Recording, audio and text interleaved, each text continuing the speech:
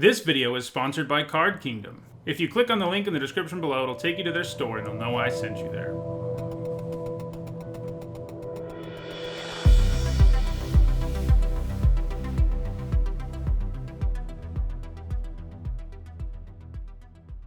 Hi everyone, I'm Nitsahone, and it's Friday, so that means it's time for another MTG Top 10, the series where I rank cards based on their historical performance at Magic's highest level of competition.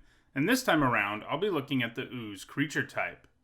Before we get into today's list though, let me tell you about a special sponsor for this video, Raid Shadow Legends. I don't have a whole lot of time to play games that aren't Magic, but one of the great things about Raid Shadow Legends is that it is a lot of fun just to play in really short bursts. You just need a few minutes to go through a dungeon and get some awesome loot in the process. Raid is a game with hundreds of different heroes, which you can unlock using shards you find in the game, and some of them have really cool designs. For example, I recently got Ironclad, who has a passive skill where he does damage to enemies equal to the amount of surplus heal you put on him. The game also has a ton of different artifacts, which makes your heroes very customizable, and in the case of Ironclad, equipping him with stuff that gains him life is especially devastating for your enemies. Speaking of artifacts, Raid just introduced a new feature called the Artifact Forge that lets you craft artifacts yourself instead of having to wait to pick them up on campaigns or in dungeons. There is also a new advanced quest system with amazing rewards. They are of course always working on new champions too, and in the near future they'll be releasing the ominous sounding Doom Tower. So, if all of that sounds awesome to you, use the links below to download Raid Shadow Legends on iPhone, Android, or PC.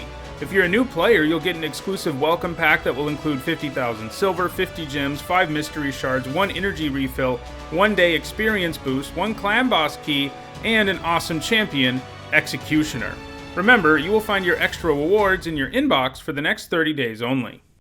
Alright, so back to Oozes. I got interested in making this video as a result of the newly printed Commander Legends card, Bio-Waste Blob, our first card that is a straight-up Ooze Lord. It got me to thinking about what Oozes have been the best so far in Magic's history.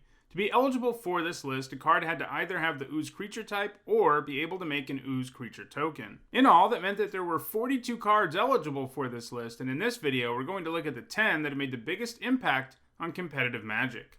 Before we get started, here's a quick reminder on how I score cards in these videos. A top 8 at a Pro Tour, Players Tour, Mythic Invitational, Mythic Championship, or Legacy or Vintage Championship is worth 2 points, and a top 8 at a Grand Prix or Magic Fest is worth 1 point. At number 10, it is Necroplasm, an Ooze that comes with the powerful Dredge mechanic. Necroplasm is a pretty neat card. It gets a +1/+1 counter every upkeep, and then blows up all the creatures that have the same converted mana cost as the number of counters on it. Obviously, once you get to 3 counters, it will blow itself up, but you can just get it back with Dredge and do it all over again if it's advantageous for you to do so. Necroplasm's 1 point came in a Zombie Infestation Dredge deck in Modern.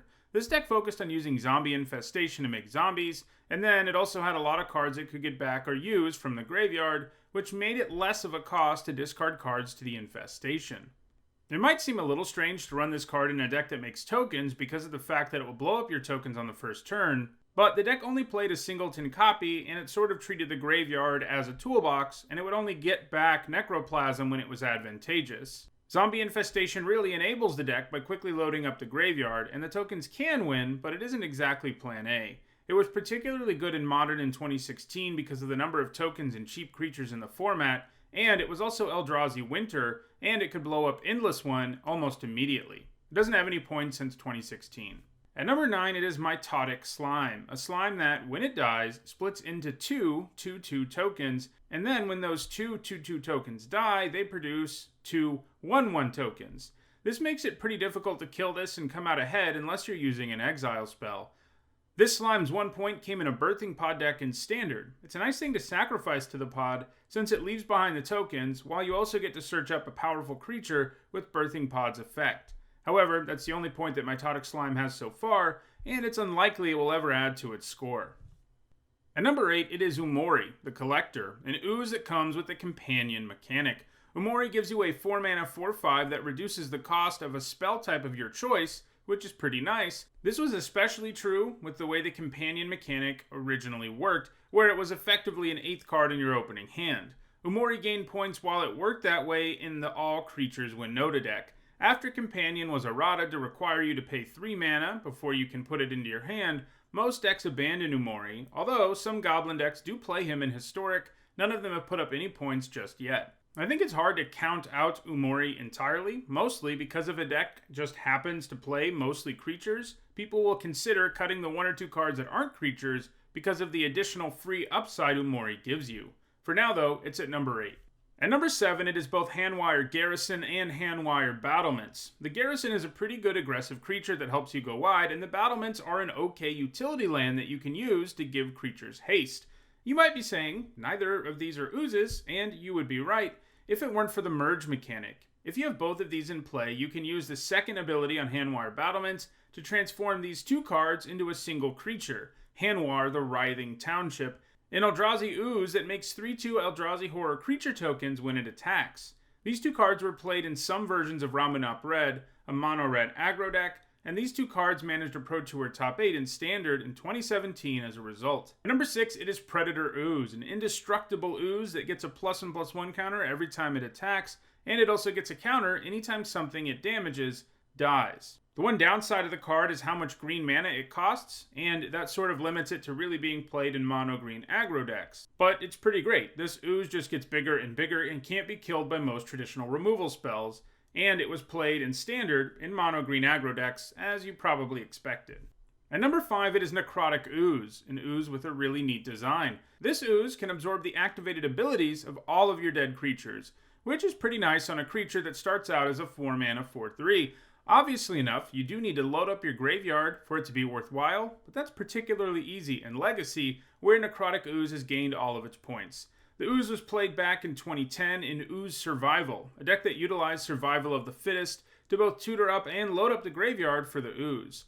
This deck could win with regular graveyard shenanigans, but it could also put Triskelion and Phyrexian Devourer into your graveyard, at which point the Ooze would gain their abilities and be able to immediately ping the opponent to death. It was a pretty fun deck back in 2010, but it hasn't been played much since then, although some Legacy Reanimator decks do run a singleton copy, but none that do have a top 8 just yet. At number 4, it is Biogenic Ooze, an ooze that gives you an extra ooze when it comes down. It also has a tribal payoff for oozes, since +1/+1 counters get placed on your oozes during your instep, and Biogenic Ooze can also churn out some extra tokens to benefit from those counters. Biogenic Ooze gained all of its points in Standard in Wilderness Reclamation decks. Those decks tend to have a ton of mana lying around, and Biogenic Ooze is a nice mana sink to have when your lands are constantly untapping. Wilderness Reclamation was eventually banned, and Biogenic Ooze is now rotated out of Standard, so if it's going to find some points going forward, it will have to be in different formats. At number 3, it is Experiment 1, a human ooze that comes with Simic's Evolve mechanic. The Experiment starts out as a 1-mana 1/1, but thanks to Evolve, it will get larger throughout the game, provided you play cards that either have higher toughness or power than the Experiment does. It can also gobble up some of those +1/+1 counters to regenerate, which is pretty nice. Basically, this is a nice 1-drop, since you only pay a very small amount of mana, but it has the ability to be relevant for the entire game.